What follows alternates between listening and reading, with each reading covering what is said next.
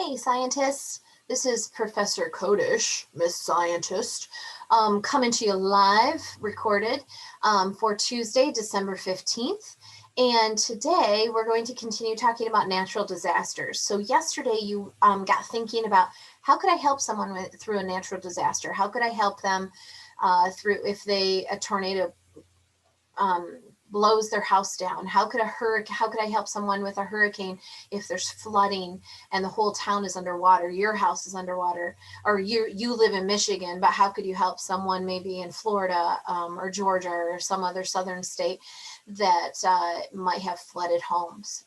There's a lot of resources out in the world. I don't know if you've ever heard of the Red Cross, but they not only take your blood. If you're an adult, you can donate your blood, but they also come to the rescue when times are hard for people. They provide shelter, they provide food, they provide warm clothes. And there's a lot of organizations, that have opened over the years to help people with natural disasters. If they lose a home and they need shelter, if they really anything that they have a problem with after a natural disaster, there's groups in the world that will come to the rescue and come and help. Now, does that mean that you're not going to be sad because your house might be gone or there's destruction everywhere? No, of course not. But they help you get back on your feet and give you a place to stay and things like that. Anyway, so you were supposed to write on one of the slides yesterday about how you could help either with a picture or you could just do some writing on those slides, and your friends wrote on those same slides. So we'll talk about what that looks like tomorrow, and hopefully everyone did that, and hopefully there were some good suggestions there. Now today we are wrapping up our unit in science this week, and so after Christmas break, we're going to start back on Michigan history, so social studies. So to finish up, we are going to finish up lesson 11, and then we're done. So we've learned a lot so far, but let's read page 83 together. It looks like the aftermath, and we'll read page 84 together, and then I'll tell you what to do after that. Everyone has seen the devastating pictures on the news about areas affected by extreme weathers. People lose their homes, their businesses, their pets, and their loved ones. It can take many years for areas to recover from severe natural disasters and to get their lives back to normal. After a natural disaster, people are faced with an endless list of problems. So you're reading along with me. We're on the heading displacement. Displacement. One of the most significant problems after a natural disaster is displacement. We found out with the prefix dis, it means not. So not placed. Okay, so displacement means not placed anywhere. You don't have a home anymore. Maybe a tornado took it or a hurricane flooded it. So thousands of people lose their homes and have nowhere to go. They have none of the comforts of a home, no shelter, no food, no running water, absolutely nothing. Disease is the next section. People live together in rescue camps with little access to clean resources, food, and water. In unsanitary areas, so unsanitary, not sanitary, so not clean, in unsanitary areas like this, disease can pass very quickly. People may not have easy access to health care, and even hospitals can be destroyed in the natural disaster, causing further problems to get help for injuries from the disaster. So, we go to hospitals to get help, and we go to hospitals to help save us if we broke a leg or an arm or whatever. Well, if the tornado also took the hospital, what do we do? What do we do? So we're thinking about that. Debris on the next page, page 84. When extreme weather hits an area, it can destroy hundreds of buildings, causing huge amounts of debris. It takes a very long time to clean up areas that have been affected this severely, and so people live amongst the ruins and rubble of their once beloved homes for years.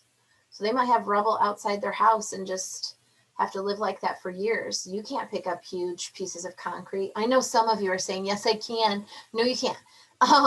Huge pieces of concrete. So, you know, it might take a really long time to recover from something. Trauma, next section. People suffer devastating physical and emotional trauma following a natural disaster. From losing their loved ones to not being able to find their loved ones, being physically injured, losing their homes and belongings. Imagine waking up and everything you love is gone. The emotional trauma that people experience can take years to overcome. Some people never get over the traumatic experience of a natural disaster. So I know that's kind of depressing, but I want you to also understand you're safe, and this is not going to happen to you in Michigan. We don't have really extreme weathers. There's been known to have some tornadoes here in Michigan. Are they known to be destructive and tear down houses? No, they're not that severe. They've been known to pull up trees and things like that, but the ones I know about, I mean, there's maybe a roof comes off or something, but total destruction, do we have severe floods where our house is going to be underwater? No. So you're safe. You just need to be educated on what people outside of our home, outside of our box, may experience in the world. And so just to make you aware of those things. So if you haven't done yesterday's assignment, you definitely could do that today and add something like, someone loses a home, what could I do? Someone loses all their possessions, like their clothes. I don't have any clothes for tomorrow because they were all in the house. The house is underwater. What do I do? So think about those kind of things and kind of put yourself in their shoes. So the next page, page 85, says, we need help. We need help. It says, once the natural disaster has occurred, who helps these people? There are many organizations and charities around the world that have dedicated their time to helping people after a natural disaster. Volunteer and aid workers come flooding to areas affected by disaster to help search for missing bodies, deliver food and resources, rebuild buildings, and support the people involved. Look at some of the ways that volunteers and aid workers help victims of natural disasters. So again, if you haven't done yesterday's assignment Monday, where you write an example of how you could help these people with natural disasters, here's some examples right here. And so what they want you to do is to look carefully at these actions. Organize the actions based on what you think is the most important to the least important form of help. Write 1 through 12 on the statements, with 1 being the most important to 12 being the least. So I would start with either 1 the most important or 12 the least. Okay. Now this is kind of gruesome, but the first one says identifying bodies of victims. Do you think that's pretty important? I'd say it's up there. I'd say it's either 1 or 2. So you can always erase if you want to just put like light answers and then go, oh yeah, that's what I think. It's just what you think. And so there's not like a right and wrong exactly. It's just what do you think would be most important, and putting priorities. Priorities for an 8-year-old, 9-year-old is a little different than priorities for an adult. So you might have to put yourself in their shoes a little bit to figure this out. Providing food. Can we survive without food? Not very long. Providing shelter. Providing water. Can't live without water. Cleaning rubble and debris. I don't know if that's as important at that time. When it first happens, you want to help the people. However, you need to help the people first and then get to cleaning up all the rubble, all the destruction. So anyway, those are some ideas of where to go with this. There's medical help to injured people. Well, you don't want to wait for that, right? That's one of the top priorities. So think disaster, what would I do first? And then hopefully we can get together and we can talk about this. And then we'll do a reflection, and then that's it. So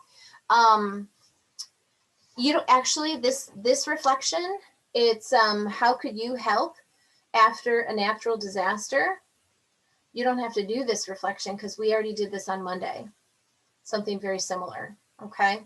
So you don't have to do that page. So that means we're done. We're done with this packet. We're done with science. And so weather and climate, it's a wrap, but I don't want you throwing this away or anything because we may refer to it. So just put it in your pile of stuff, and we might refer to it when we come back to science in probably February, okay?